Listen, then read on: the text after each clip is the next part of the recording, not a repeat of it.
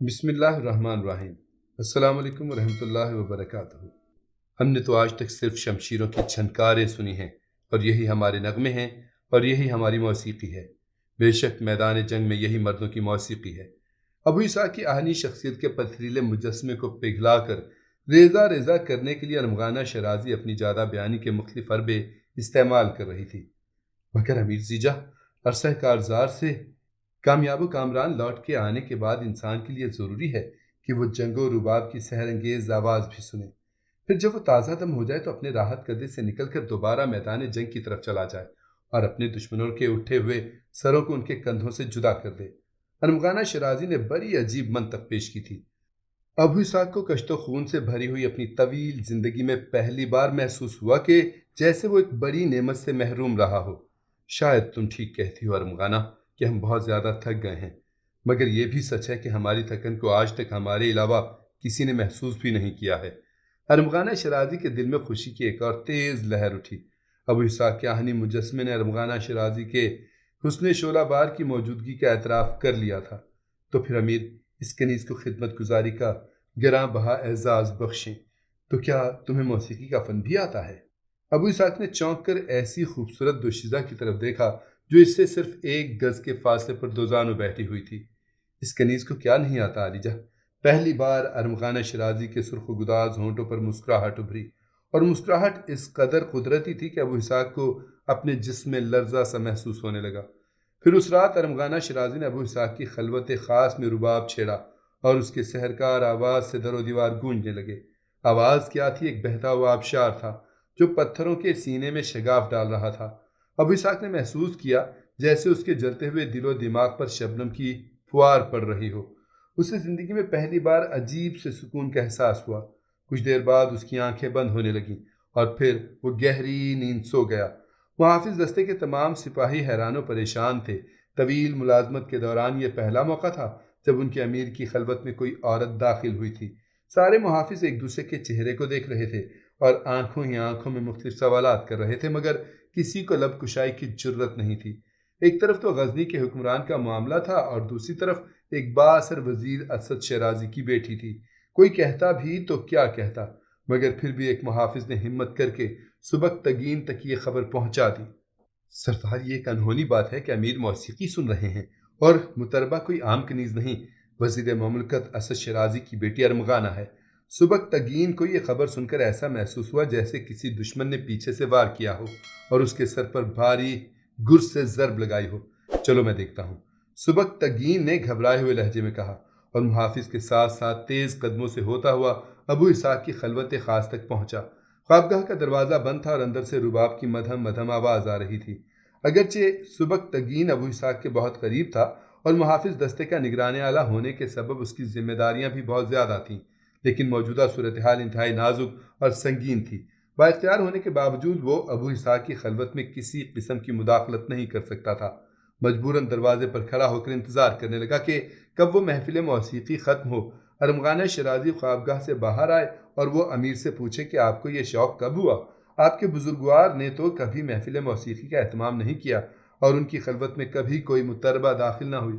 سبکتگین کے ذہن میں ایسے بہت سے سوالات کسی آندھی کی طرح اٹھ رہے تھے، اور اس کے سوالوں کا جواب دینے والا ارمغانہ کی سحر انگیز آواز سے لطف اندوز ہو رہا تھا۔ مجھ سے مایوس ہونے کے بعد اب اس حسین فتنے نے امیر کی خلوت کا رخ کیا ہے؟ سبکتگین نے سوچا اور بڑی بے چینی کے ساتھ خوابگاہ کے دروازے پر چلنے لگا۔ اگر امیر اس کے دامے فریب میں گرفتار ہو گئے تو پھر یہاں کیا بچے گا؟ ابو اسحاق جیسا حکمران موسیقی کی محفل بھی سجا سکتا ہے۔ سبکتگین کا ذہن شدید پیچ و تاب میں مبتلا تھا۔ ابو اسحاق کا بے داغ ماضی چیخ چیخ کر کہہ رہا تھا کہ اس کے قدم سخت ناہموار راستے پر بھی لڑکھڑا نہیں سکتے، مگر سبکتگین کی آنکھوں کے سامنے جو منظر موجود تھا وہ کوئی اور ہی شہادت پیش کر رہا تھا۔ سبکتگین کی وحشت بڑھتی جا رہی تھی۔ محافظ سپاہی خاموشی سے اپنے سالار کی ہیجانی کیفیت کو دیکھ رہے تھے، مگر ان میں سے کوئی ایک بھی آگے بڑھ کر سبکتگین سے اس کی وحشتوں کا سبب دریافت نہیں کر سکتا تھا۔ سبکتگین خوابگاہ کے سامنے مسلسل ٹہل رہا تھا اور دل ہی دل میں اپنے امیر کی سلامتی کے لیے دعائیں کر رہا تھا۔ ابھی سبکتگین کی زیر لب دعائیں جاری تھیں کہ یکایک خوابگاہ کا دروازہ کھلا اور ارمغانہ شرازی ایک ادائے خاص کے ساتھ چلتی ہوئی کمرے سے باہر آئی۔ ارمغانہ کو دیکھ کر تمام سپاہی گھبرا گئے تھے اور انہوں نے گردنیں جھکا لی تھیں۔ اسد شیرازی کی بیٹی آہستہ آہستہ آگے بڑھی اور سبکتگین کے قریب پہنچ کر ٹھہر گئی۔ امیر کئی راتوں کے بعد گہری نیند سوئے ہیں۔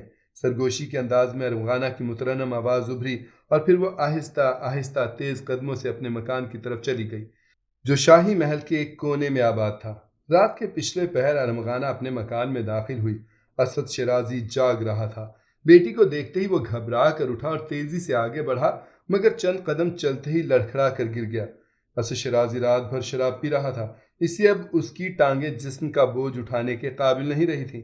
باپ کو گرتا دیکھ کر ارمغانہ تیزی سے آگے بڑھی اور اسد شیرازی کو اٹھاتے ہوئے بولی، بابا جان، آپ کو چوٹ تو نہیں لگی؟ نہیں بیٹی، اسد شیرازی مسکرایا۔ ان قیمتی قالینوں کا یہی تو سب سے بڑا فائدہ ہے کہ اگر انسان گر بھی جائے تو اس کی چوٹ نہیں لگتی۔ میں بالکل ٹھیک ہوں، مگر تم بتاؤ کہ… اسد شیرازی نے اپنی بات نامکمل چھوڑ دی تھی۔ بابا، اہرمن کا کرم ہے کہ اس نے مجھے میرے اندازوں سے زیادہ کامیابی عطا کی۔ کچھ دیر تک امیر ابو اسحاق اپنے بزرگوں کی روایتوں کے حوالے دیتا رہا۔ ایسا لگتا تھا جیسے وہ اپنے مذہبی خیالات کے خول سے باہر آنے پر رضامند نہیں ہوگا، مگر میں نے آپ کے سکھائے ہوئے فن تقریر کا سہارا لیا اور پھر جلد ہی میری آنکھوں نے امیر کے آہنی مجسمے کے پگھلنے کا منظر بھی دیکھا۔ لوگ کہا کرتے تھے کہ وہ ایک فولادی انسان ہے، لیکن میرا تجربہ بتاتا ہے کہ یہ سارے دعوے غلط تھے۔ وہ تو رباب کے تاروں کی ایک ہلکی سی ضرب سے ٹوٹ کر بکھر گیا۔ مجھے یقین ہے کہ اب دنیا کی کوئی طاقت امیر ابو اسحاق کو دوبارہ جمع نہیں کر سکتی۔ یہ کہتے کہتے ارمغانہ کے سرخ و گداز ہونٹوں پر ایک فاتحانہ مسکراہٹ ابھر آئی، جیسے اس نے تنے تنہا غزنی کے تمام لشکروں کو شکست دے دی ہو اور امیر ابو اسحاق کو ہمیشہ کے لیے فتح کر لیا ہو۔ مجھے یقین ہے بیٹی، مجھے یقین ہے۔ نشے کی زیادتی کے سبب اسد شیرازی کی آواز بری طرح لڑکھڑا گئی تھی۔ تمہیں سبکتگین نے تو نہیں دیکھا؟ مدہوشی کے باوجود اسد شیرازی بہت ہوش کی باتیں کر رہا تھا۔ محافظ اعلیٰ کی حیثیت سے سبکتگین وہاں موجود تھا اور انتہائی بے چارگی کے عالم میں اپنی شکست کا یہ منظر دیکھ رہا تھا۔ ارمغانہ کے ہونٹوں کی مسکراہٹ کچھ اور گہری ہوئی تھی۔ جب امیر ابو اسحاق ہی میرے قدموں پر جھک گیا تو پھر سبکتگین کی کیا حیثیت ہے؟ وہ کل بھی غلام زادہ تھا اور آج بھی غلام زادہ ہے۔ یکا یک ارمغانہ کا چہرہ نفرت اور غصے کی آگ میں جلنے لگا۔ بیٹھ جاؤ بیٹی، بیٹھ جاؤ، اسد شیرازی نے جھومتے ہوئے کہا۔ باپ کا حکم پاتے ہی ارمغانہ سامنے کی نشست پر بیٹھ گئی۔ تم بہت جذباتی ہو رہی ہو اور یہ شاید تمہاری جوانی کا تقاضا ہے۔ اس عمر میں انسانی دماغ پر سرکش جذبوں کا ہی غلبہ ہوتا ہے۔ اسد شیرازی نے ایک ایک لفظ پر زور دیتے ہوئے کہا۔ اب سبکتگین اتنا بے دست و پا بھی نہیں کہ تم اس کی موجودگی کو یکسر نظر انداز کر دو۔ وہ ایک ذہین نوجوان ہے اور امیر ابو اسحاق کے مزاج میں گہرا دخل رکھتا ہے۔ تمہیں اپنا ہر قدم بہت احتیاط سے اٹھانا ہوگا۔ تمہاری ایک لغزش تمہیں تباہی اور پستی کے تاریک غاروں کی طرف بھی لے جا سکتی ہے۔ اور میری آخری بات یاد رکھنا کہ سیاست میں کسی موسم اور کسی رشتے پر اعتبار نہیں کیا جا سکتا۔ ارمغانہ نے اس بات میں اپنے سر کو جنبش دی، مگر دلی طور پر وہ اپنے باپ کے اس مشورے سے مطمئن نہیں تھی، اور اس بے اطمینانی کی وجہ اس کا حد سے بڑھا ہوا اعتماد تھا اپنے فتنہ انگیز حسن پر اور اپنے سحرکار آواز پر اعتماد اور اپنی دلکش فن تقریر پر اعتماد، جس سے بڑے بڑے پتھر بھی موم ہو جاتے ہیں۔ دوسرے دن دربار میں سبکتگین کی ملاقات ابو اسحاق سے ہوئی۔ امیر آج بہت پرسکون نظر آ رہا تھا۔ پھر جب دربار برخاست ہو گیا تو سبکتگین نے ابو اسحاق سے پوچھا، امیر محترم، کیسے مزاج ہیں؟ سبکتگین کے الفاظ میں ہلکا سا طنز پوشیدہ تھا، مگر غزنی کا حکمران محسوس نہیں کر سکا۔ سبکتگین، کل رات بہت دنوں بعد ہم گہری نیند سوئے، اس سے طبیعت کچھ ہلکی محسوس ہو رہی ہے۔ سبکتگین انتظار کر رہا تھا کہ شاید امیر ابو اسحاق ارمغانہ شیرازی کی سجائی ہوئی محفل موسیقی کا ذکر کرے، مگر جب غزنی کے حکمران نے گزشتہ رات کے کیف آور ہنگامے کا کوئی حوالہ نہ دیا تو وہ بھی مصلحتاً خاموش رہا اور پھر ایک رسم سی ادا کرتے ہوئے بولا، امیر خدا آپ کی نیندوں کو برقرار رکھے۔ اب یہ ایک معمول سا بن گیا تھا کہ نماز عشاء سے فارغ ہوتے ہی امیر ابو اسحاق ارمغانہ شیرازی کو اپنی خلوت خاص میں طلب کر لیتا اور نصف شب تک اس خوبصورت مطربہ سے سحر انگیز نغمے سنتا رہتا۔ کبھی کبھی محفل موسیقی اتنی طویل ہو جاتی کہ امیر کی خوابگاہ میں رات کے پچھلے پہر تک ہنگامہ ساز و آواز بپا رہتا۔ پھر اس شب بیداری کے سبب کبھی یوں بھی ہوتا کہ امیر ابو اسحاق دن چڑھے تک سویا رہتا اور اس کی فجر کی نماز قضا ہو جاتی۔ ارمغانہ شیرازی اپنی ان کامیابیوں پر بہت مسرور تھی، پر کبھی کبھی تصورات کی دنیا میں یہ منظر بھی دیکھ لیتی کہ غزنی کا فرما روا اس کے سر پر تاج زرنگار سجا رہا ہے۔ پھر جاگتی آنکھوں سے دیکھے جانے والے ان خوابوں کا تسلسل ٹوٹ جاتا اور ارمغانہ شیرازی امیر ابو اسحاق کی خوابگاہ میں اپنے آپ کو فرش پر بیٹھا ہوا پاتی۔ اسے اس لمحے کا انتظار تھا جب امیر ابو اسحاق جذبات سے مغلوب ہو کر دیوانہ وار پکار اٹھتا، ارمغانہ یہاں آؤ، ہمارے قریب بیٹھو، مگر ابھی وہ لمحہ نہیں آیا۔ غزنی کے حکمران کے اتنے قریب پہنچنے کے بعد بھی اس کے خواب روز اول کی طرح پیاسے تھے۔ تاہم اس کی نغمہ سرائی سے خوش ہو کر ایک دن ابو اسحاق نے کہا، ارمغانہ آج تک تم نے ہم سے اپنی اس خدمت گزاری کا کوئی معاوضہ طلب نہیں کیا، اور ہم خود بھی اقتدار کے ہنگاموں میں تمہارے فن کا اعتراف نہ کر سکے، مگر آج تم کچھ نہ کچھ ضرور مانگو، ہم تمہاری خواہشوں کی تکمیل کرتے ہوئے بہت زیادہ خوشی محسوس کریں گے۔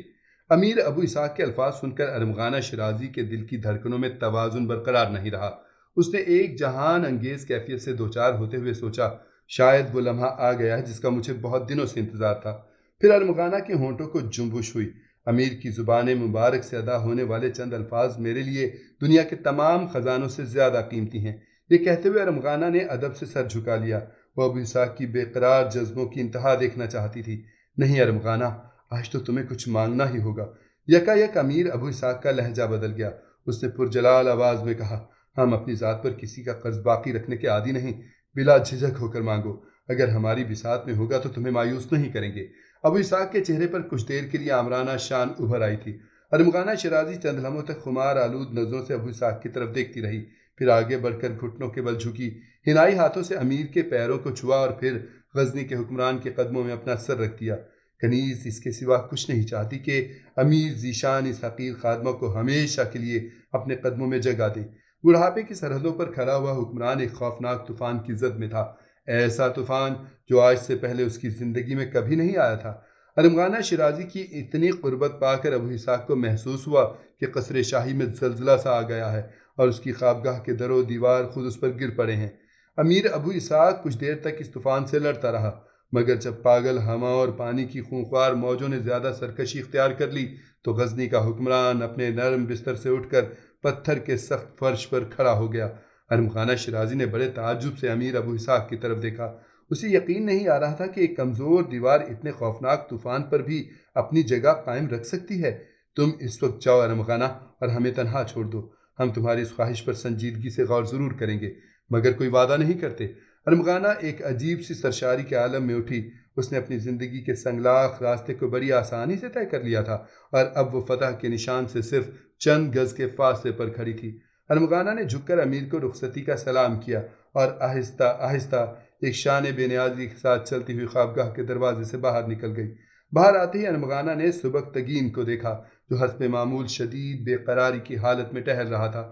وہ گزشتہ کئی دنوں سے یہی ایک منظر دیکھ رہی تھی کہ جب امیر کی خوابگاہ میں داخل ہوتی تو دروازے پر عام پہرے دار موجود ہوتے، لیکن جب واپس جاتی تو وہاں دوسرے محافظوں کے بجائے سبکتگین تنہا نظر آتا، اور آج بھی ایسا ہی ہوا تھا۔ ارمغانہ شیرازی چند لمحوں کے لیے رکی اور سبکتگین کو عجیب سی نظروں سے دیکھتی ہوئی چلی گئی۔ کئی روز سے ارمغانہ کا یہی عمل تھا، مگر آج سبکتگین نے یہ محسوس کیا تھا کہ اس کی فتنہ کار آنکھیں کوئی اور ہی افسانہ سنا رہی تھیں۔ پھر اس وقت سبکتگین نے فیصلہ کر لیا، کل وہ امیر ابو اسحاق سے اس موضوع پر ضرور گفتگو کرے گا، اس کے بعد چاہے اسے اپنی ملازمت سے دستبردار ہونا پڑے یا پھر وہ امیر کے کسی دوسرے عتاب کا شکار بن جائے۔ یہ سوچ کر سبکتگین اپنے مکان کی طرف چلا گیا۔ اس فیصلے نے اسے بہت دنوں کے ذہنی عذاب سے نجات بخش دی تھی، مگر دوسری طرف امیر ابو اسحاق بہت زیادہ مضطرب اور پریشان نظر آ رہا تھا۔ اس نے رات کا باقی حصہ اپنی خوابگاہ میں ٹہل کر گزار دیا۔ ابو اسحاق کے کانوں میں بار بار اپنے باپ امیر ایلبتگین کی وصیت گونج رہی تھی۔ مرحوم فرمانروا نے بیٹے کو تنبیہ کرتے ہوئے کہا تھا کہ ہمیشہ اپنی تلوار کی آب و تاب قائم رکھنا، لیکن ارمغانہ شیرازی کی آمد نے سب کچھ زیر و زبر کر دیا تھا، اور اب وہ شمشیروں کی جھنکار سن کر پرسکون ہونے کے بجائے رباب کے تاروں میں پناہ ڈھونڈ رہا تھا۔ ابو اسحاق موسیقی کے کمزور حصار کو توڑ کر باہر نکل سکتا تھا، مگر اس کے دل و دماغ پر ارمغانہ شیرازی کے حسن کی گرفت روز بروز مضبوط ہوتی جا رہی تھی، اور اب وہ وقت آ چکا تھا کہ ابو اسحاق کو اپنی زندگی کے اس نئے موڑ پر پہنچ کر ایک نہایت اہم فیصلہ کرنا تھا۔ آخر اسی کشمکش میں فجر کی اذان ہو گئی اور مؤذن اللہ کی کبریائی بیان کرنے لگا۔ ابو اسحاق نے نماز فجر ادا کی اور بہت دیر تک اپنے لیے ہدایت غیبی کی دعائیں کرتا رہا۔ دوسرے دن دربار برخاست ہوتے ہی سبکتگین ابو اسحاق سے ملا اور تنہائی میں کچھ باتیں کرنے کی مہلت مانگی۔ ابو اسحاق سبکتگین کو لیے ہوئے اپنے ایک مخصوص کمرے میں داخل ہوا اور سوالیہ نظروں سے غزنی کے سپہ سالار کی طرف دیکھنے لگا۔